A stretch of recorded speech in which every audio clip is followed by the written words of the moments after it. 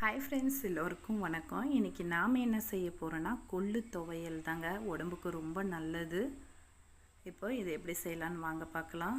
கொள்ளு 8 மணி நேரம் நான் ஊற வச்சுருக்கேன். இதை நல்லா ஊறிடுச்சு. இப்போ நான் இதை சுத்தம் பண்ணி கழுவி வச்சுருக்கேன், கல்லுகளெல்லாம் எடுத்து. இப்போ இதை குக்கரில் போட்டு 4 விசில் வச்சு எடுத்துக்கலாம். இதுக்கு தேவையான அளவுக்கு தண்ணி ஊற்றிக்கலாம். தேவையான அளவு உப்பு சேர்த்துக்குங்க. சேர்த்து மூடி வச்சு விசில் போட்டு வேக வச்சுப்போம். 4 விசில் வந்தோடனே வந்துருச்சு. இப்போது தண்ணியெல்லாம் வடித்து வச்சிடலாம். வெறும் கொள்ளு மட்டும் எடுத்து வச்சுருக்கேன். இப்போ இதை தாளிக்கலாம். பானலில் எண்ணெய் ஊற்றி ஒரு கைப்பிடி அளவு பூண்டு, உரிக்காத பூண்டு போட்டு சேர்த்துக்குங்க.